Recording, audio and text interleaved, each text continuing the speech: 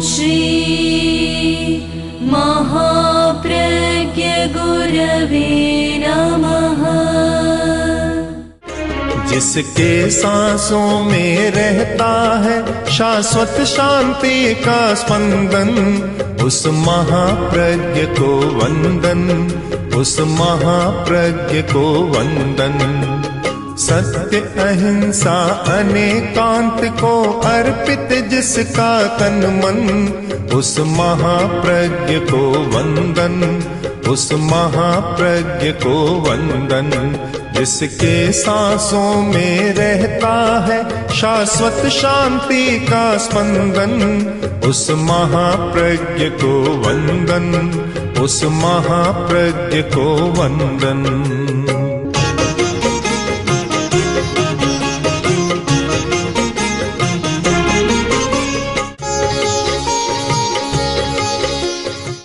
शब्दों का मूल्य जानता हूं, पर उससे भी ज्यादा मूल्य है अर्थ का। महाकवि कालिदास ने जो नमस्कार भी किया कि शब्दार्थाविव संपृक्तौ पार्वती परमेश्वरौ, शब्द और अर्थ की तरह संपृक्त। शब्दों का संग्रहण भी कठिन है, अर्थ का तो बहुत कठिन है। एक बार बहुत वर्ष पहले, बहुत पुरानी बात है, मैंने एक पुस्तक लिखी थी भिक्षु विचार दर्शन, और उस संदर्भ में काफ़ी चर्चाएं हुई। तब मैंने आचार्य भिक्षु के बारे में एक कविता भी लिखी थी, क्योंकि वे 200 वर्ष पहले थे, मारवाड़ में जन्मे, इसी प्रदेश में जहाँ हम बैठे हैं, और केवल मारवाड़ी भाषा, इसके सिवाय न कोई यहाँ संस्कृत का, न प्राकृत का, न अंग्रेजी का, किसी भाषा का नहीं था। तो उस सारी स्थिति को संदर्भ में लेकर मैंने लिखा, तुम्हारे पास शब्द नहीं थे, मेरे पास अर्थ नहीं। तुम्हारे पास शब्द नहीं थे और मेरे पास अर्थ नहीं था। जब तुम मुझसे मिले, तुम्हें शब्द मिल गया, मुझे अर्थ मिल गया, जग को प्रकाश मिल गया। जब शब्द और अर्थ दोनों मिलते हैं तो एक प्रकाश होता है। हमें अर्थ का विशेष विमर्श करना आवश्यक है। शब्दों का बहुत जाल और अर्थ अलब्ध या किंचित उपलब्ध एक समस्या पैदा करता है। जो हमारे यहाँ सूत्र की परंपरा रही है सूत्र लिखने की, तो सूत्र का यही था कि अल्पाक्षर, अक्षर कम और अर्थ बहुत ज्यादा, उसे सूत्र माना गया। मैंने आचार्य भिक्षु की शैली को देखा, पर सूत्रात्मक शैली थी। हमारे धर्म संघ के एक आचार्य, चतुर्थ आचार्य जयाचार्य, जो राजस्थानी के महान लेखक हुए हैं और जिन्होंने शायद एक ग्रंथ लिखा जो आज भी राजस्थानी का सबसे बड़ा ग्रंथ है। एक ग्रंथ के 70-80 हजार श्लोक या गद्य है उसमें, साथ में इतना बड़ा ग्रंथ है। तो किसी ने कहा कि जयाचार्य, आप में बहुत प्रतिभा है, आपने बहुत लिखा है। आचार्य भिक्षु ने बहुत लिखा, पर आपने बहुत ज़्यादा लिखा है। तब जयाचार्य ने कहा कि मैं उनकी तुलना नहीं कर सकता, मैं तो उनका भाष्य कर रहा हूँ। अगर मेरे जैसे 100 जयाचार्य हो जाए तो भी उनकी तुलना नहीं कर सकते। उनके पास अर्थ था, हमें अर्थ को खोजना है। आचार्य तुलसी ने भी बहुत लिखा, बहुत लिखा, और उसकी अर्थवत्ता भी बहुत महनीय है। जब शशि जी ने षष्ठी पूर्ति के ग्रंथ का संपादन किया था तो शायद कुछ अर्थवत्ता उनके सामने आई थी, परंतु और भी बहुत विशाल है। कैसे शब्द और अर्थ का योग हो सके, आज की बड़ी अपेक्षा है। और आज लेखन बहुत भारी समस्या है।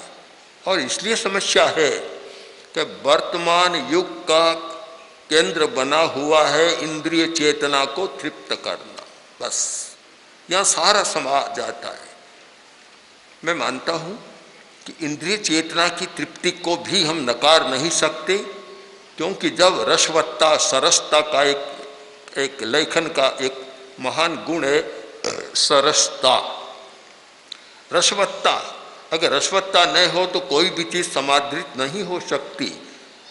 ठीक उपनिषद का अच्छा सुंदर वाक्य, रसो वै शे, परम को भी रस माना गया है। नीरस को कोई पसंद नहीं करता, और मैं तो बिल्कुल पसंद नहीं करता, कभी पढ़ता भी नहीं, एक पंक्ति भी नहीं पढ़ता। रसवत्ता यह एक हमारे लेखन का, चाहे गद्य लिखें, पद्य लिखें, चंपू लिखें, किसी भी विधा में लिखें, किसी भी शैली में लिखें, जिसमें रसवत्ता नहीं है वह कभी जनभोग्य और जनमान्य नहीं हो सकता। पहला लक्षण है। किंतु केवल रसवत्ता नहीं, उसके साथ परिवर्तन क्षमता भी होनी चाहिए। हमारी कसौटी है लेखन की कि सरसता भी है और उसमें आदमी को बदलने की क्षमता है, व्यवहार को बदलने की क्षमता है, रूढ़ियों को बदलने की क्षमता है, और नए और पुराने के संघर्ष में कुछ अधिक उपादेय करने की क्षमता है। अगर वह परिवर्तन की क्षमता है और रसवत्ता है तो वह बहुत अच्छा काम हो सकता है। इंद्रिय चेतना में अतृप्ति है और तृप्ति भी अपेक्षित है, और उसके लिए सरसता भी जरूरी है। किंतु वह सरसता भी बहुत उपादेय नहीं हो सकती जो परिवर्तन तक न ले जा सके। उसका गंतव्य है परिवर्तन। जो परिवर्तन तक जो नहीं ले जा सके वह सरसता भी विरसता में बदल जाती है। अध्यात्म के आचार्य ने ठीक लिखा कि जो इक्षो तवास्ति सकलम परमेक मूनम यत् सेवित सरसताम त्यजति क्रमेण। इक्षु को संबोधित कर लिखा कि इक्षु जो अपना ये ईख, तू सुंदर लगता है, बड़ा अच्छा लगता है और मीठा भी है, किंतु तेरी एक कठिनाई है कि जब तक न चूसे तब तक तो मीठा, चूसने के बाद पीछे कोरा छिलका बच जाता है। ऐसी सरसता न हो कि पीछे छिलका हो जाए, किंतु सरसता ऐसी हो कि पीछे और रसवत्ता को पैदा कर दे। तो हमारे दो जगत, एक इंद्रिय चेतना का जगत और एक अतीन्द्रिय चेतना का जगत। हमारी सारी समस्याएं इंद्रिय चेतना के जगत में पैदा हो रही है, और अगर हमें कहीं समाधान खोजना है तो वहाँ अतीन्द्रिय चेतना की स्थिति में खोजना होगा। और वहाँ हम नहीं जा रहे हैं। क्यों नहीं जा रहे हैं? कि वहाँ सरसता का अनुभव नहीं हो रहा है, और सरसता के बिना वह हो नहीं सकता। आज की अपेक्षा मानता हूँ असंयम की भांति हम संयम में भी सरसता पैदा कर सकें। जहाँ असंयम है वहाँ सरसता है, किंतु उस सरसता को बदला नहीं जा सकता, छोड़ाया भी नहीं जा सकता, इसलिए कि कोई अच्छा विकल्प न हो तो आदमी पुराने विकल्प को कभी नहीं छोड़ता। ये जब तक हमारी दुनिया की स्थिति है, ये विकल्पों की दुनिया है। एक विकल्प, दूसरा विकल्प आया, अगर अच्छा है तो पहला विकल्प गौण हो जाएगा, दूसरा प्रधान बन जाएगा, और कोई विकल्प अच्छा नहीं बना तो वह स्थायी रह जाएगा। विकल्पों की दुनिया एक परिवर्तन की दुनिया है। हम कोई अच्छा विकल्प खोज सकें। यदि संयम में सरसता पैदा कर सकें। आचार्य तुलसी ने मुझे कहा तो अनुव्रत की आचार संहिता को सब अच्छा मान रहे, पर उसे स्वीकार नहीं कर रहे। आचरण में कठिनाई हो रही है, इसलिए कोई प्रयत्न करना चाहिए। तब हमने अणुव्रत का एक अगला चरण प्रेक्षा ध्यान का विकास किया, क्योंकि अध्यात्म में बड़ी सरसता है। एक बार कोई व्यक्ति 10 दिन 20 दिन अभ्यास कर लेता है, फिर शायद छुड़ाने पर भी वह नहीं छूटता। और जब भीतर के जैविक रसायन हमारे बदलते हैं और कुछ ऐसे रसायन पैदा होते हैं कि भीतर में इतनी सरसता, इतनी तृप्ति और इतना आनंद होता है कि शायद बाहर से तुलना नहीं की जा सकती। मैं आपको एक संस्मरण बताऊं, प्रेक्षा ध्यान का शिविर था और मैं प्रयोग करा रहा था। मुंबई से एक व्यक्ति आया हुआ था, लगभग 60 वर्ष का दंपति, पति पत्नी दोनों थे। जाने लगे तो आंखों में आंसू झलक पड़ी। मैंने सोचा क्या हो गया, अच्छा बड़ा आदमी है, संपन्न, बहुत संपन्न आदमी है, किसी ने कुछ कह दिया। मैंने पूछा अभी क्या हुआ, किसी ने कुछ कहा, नहीं कुछ नहीं हुआ, किसी ने मेरा अनादर नहीं किया, यहाँ तो बहुत अच्छी व्यवस्था है। तो फिर क्यों? वह बोला कि मैं 60 वर्ष का हो गया हूँ, मुंबई में रहता हूँ, पास में करोड़ों की संपत्ति है और जितना भोग सकता हूँ उतना मैंने भोगा है, पर प्रेक्षा ध्यान के समय जब आपने दर्शन केंद्र पर, आज्ञा चक्र पर जो प्रयोग कराया, उस क्षण मुझे जो आनंद का अनुभव हुआ वह मेरे जीवन में आज तक 60 वर्ष में कभी नहीं। अब आप तुलना करें कि जो व्यक्ति इतना इंद्रिय तृप्ति का भोग चुका और वह व्यक्ति कहता है मुझे इतना आनंद नहीं मिला, इसका मतलब कोई नया विकल्प हमारे सामने ऐसा है जो आनंद और तृप्ति दे सके, सरसता दे सके। हम ये कल्पना न करें कि नीरसता में ले जाकर कभी हम किसी को पकड़ सकते हैं, ऐसा संभव नहीं है। तो हमें कुछ विकल्प खोजने हैं और मैं मानता हूं कि प्रेक्षा ध्यान एक विकल्प आया, उससे काफी एक लोगों में परिवर्तन भी आया। परिवर्तन का एक सूत्र है, रतनलाल जोशी जो बड़े प्रसिद्ध पत्रकार थे और हमारे बहुत निकट रहे, परिचित बहुत थे, आचार्यवर दिल्ली में विराज रहे थे और वे अमेरिका की यात्रा करके आए थे। तो उन्होंने कहा आचार्य जी मैंने वहाँ अणुव्रत की चर्चा की तो लोग आकृष्ट होते हैं इस नैतिकता की बात से, उनमें आकर्षण पैदा होता है, पर उनका एक प्रश्न था कि अणुव्रत की साधना क्या है। मैं नहीं बता सका, क्यों, मुझे जानकारी नहीं थी। उन्होंने कहा मैं नहीं बता सका, मुझे इसकी जानकारी नहीं थी। तब गुरुदेव ने कहा इनको बताओ। मैंने सारी प्रेक्षा ध्यान की बात बताई और मैंने कहा कि वहाँ जो लोग एक तृप्ति रसानुभूति कर रहे हैं और बाद में वह ईख वाली बात है कि छिलके का अनुभव कर रहे हैं, सुखानुभव के बाद दुख का अनुभव कर रही हैं, संताप, पीड़ा और त्रास का अनुभव कर रही हैं, अगर उनको ये साथ में ध्यान की पद्धति और दे दी जाए तो शायद उनका जीवन बदल सकता है, उनकी वेदना और त्रास भी बदल सकते हैं। तो हमें विकल्प खोजना है। आचार्य तुलसी ने जीवन भर विकल्पों की खोज की, करते रहे और इतने विकल्प खोजे। मैं मानता हूँ आज अध्यात्म की बात कहूँ या अतीन्द्रिय चेतना एक ही बात है, क्योंकि अध्यात्म का प्रारंभ ही अतीन्द्रिय चेतना से होता है। पहला बिंदु है अतीन्द्रिय चेतना। हम धर्म की बात करते हैं और कहते हैं कि धर्म मान्य नहीं हो रहा है। क्यों नहीं हो रहा है? कि जब तक अतीन्द्रिय चेतना को जगाने का हम प्रयत्न न करें तब तक धर्म मान्य नहीं होगा।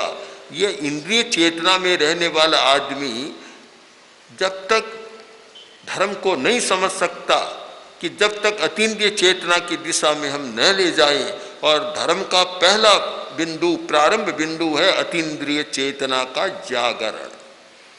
एक नई दुनिया का अनुभव होता है, नई सुखानुभूति होती है, नई रसानुभूति होती है और एक नई तृप्ति की संवेदना भी जागृत होती है। तो अणुव्रत का जो घोष था, संयम खलु जीवनम, जो है भी, मैं मानता हूँ इससे बढ़िया आर्थिक दृष्टि से, शाब्दिक दृष्टि से और अनेक घोष हो सकते हैं। मैं आर्थिक दृष्टि से विचार करूं तो इसमें इतना रहस्य है, इतना बढ़िया घोष मुझे दूसरा नहीं मिला, क्योंकि असंयम कभी जीवन नहीं हो सकता। मेरे सामने भी बहुत प्रश्न आए, हम कलकत्ता में थे और वहाँ के जो अपने आप को प्रबुद्ध मानने वाले कितने युवक आए और बोले क्या संयम भी कोई जीवन हो सकता है, रोटी पानी तो जीवन हो सकता है, क्या संयम भी जीवन हो सकता है। लंबी चर्चाएं की, आखिर जब बात को समझ पाए कि संयम का अर्थ क्या है, तात्पर्य क्या है, और जब उसके रसानुभव में गए तो उनको लगा कि वास्तव में बहुत महत्वपूर्ण सूत्र है कि संयम के बिना जीवन नहीं है, प्राण नहीं है, और श्वास भी नहीं है, उच्छ्वास भी नहीं है। तो आज की अपेक्षा है कि हम संयम को शब्दों में बांधें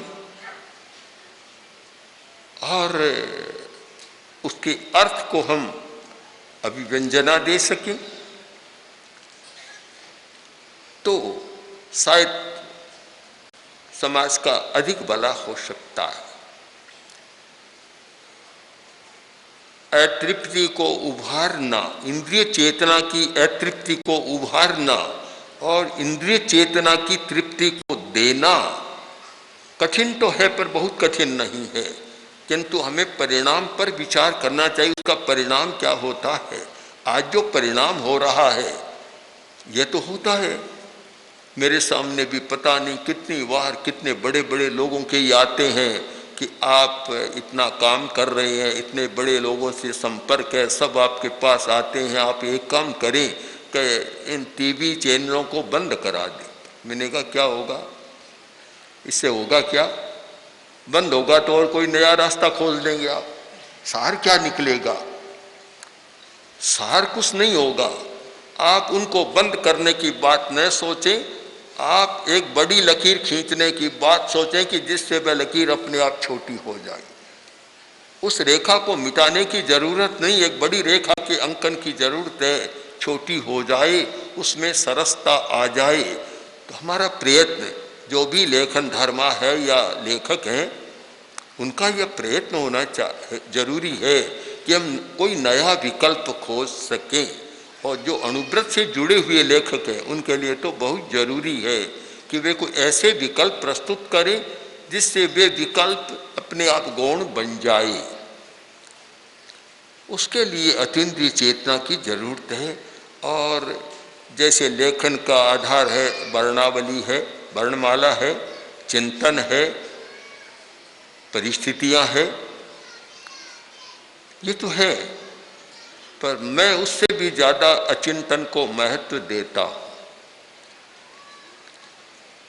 मैं लिखता हूं, पर मैं नहीं कहता मैं लिखता हूं। लोग तो कहते हैं पुस्तकें जाती नहीं है, और हमारी पुस्तकें 2 महीने के बाद रहती नहीं है कोई। गुजराती में भी 100 पुस्तकों से अधिक का अनुवाद हो गया, तमिल में हो रहा है, कन्नड़ में हो रहा है, सब भाषाओं में, पर कोई भी संस्करण में बता रहे गुजराती वाले भी कि 3 महीने बाद हमें नया संस्करण करना पड़ता है। देश में भी जाती है, विदेश में भी जाती है। इसका कारण लिखता नहीं, यह लेखक का भाव हमारा नहीं है। एक दिन हम मुंबई में थे, राष्ट्रपति आ गए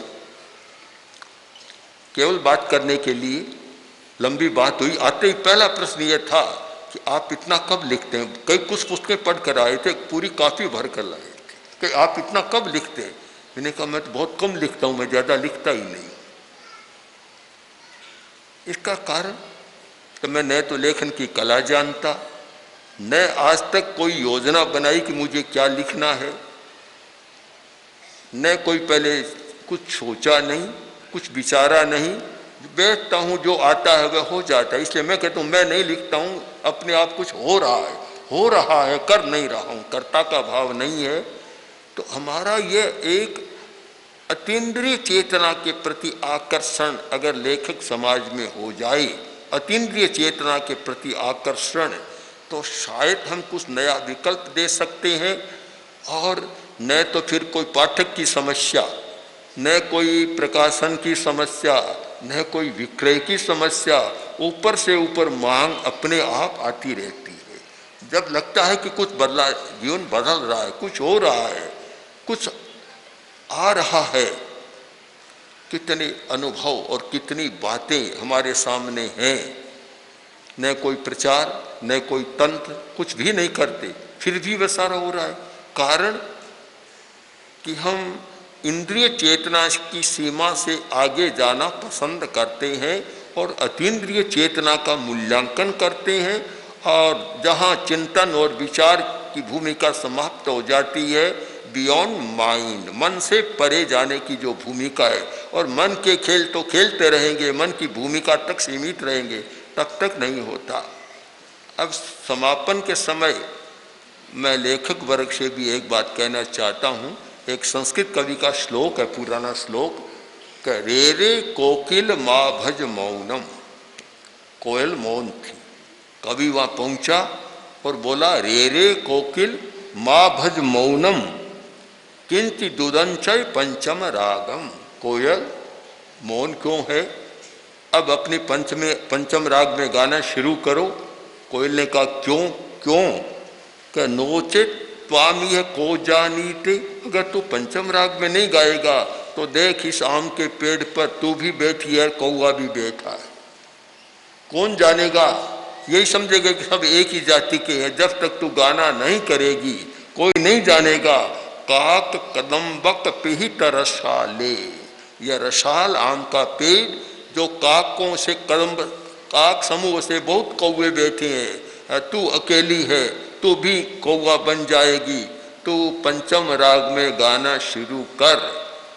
तो पंचम राग की बात मैं यह कह दूं, कब लेखक वर्ग भी चेतना की तृप्ति की स्थिति में केवल इंद्रिय चेतना की तृप्ति से उठकर और अतीन्द्रिय चेतना की अपनी पंचम राग शुरू करे, जिससे पता चले कौ काकह काकह पिकह पिकह, कौवा कौवा है, कोयल कोयल है। एक आकर्षण पैदा कर दुख की ओर ले जाने वाली बात है, और एक आकर्षण पैदा कर और अधिक सुख की ओर ले जाने वाली बात है। यह भेद रेखा समाज के सामने स्पष्ट होगी।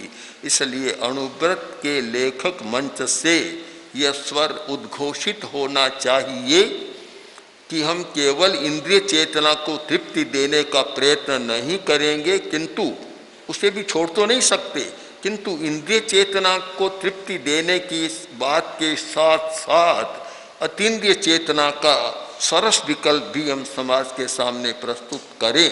यह संकल्प हमारा जागे तो आचार्य तुलसी का स्वप्न, अणुव्रत का मार्गदर्शन और लेखन की सार्थकता और समाज का श्रेयस, प्रेयस की भूमिका से आगे श्रेयस की भूमिका मैं समझता हूँ सबका एक साथ समुदाय हो सकता है, और उससे समाज बहुत अधिक कल्याण के पथ पर अग्रसर हो सकता है। ओम ओम श्री महाप्रज्ञ गुरवे नमः।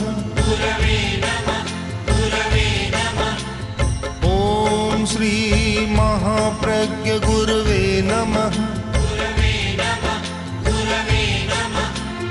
ओम श्री महाप्रज्ञ गुरवे नमः।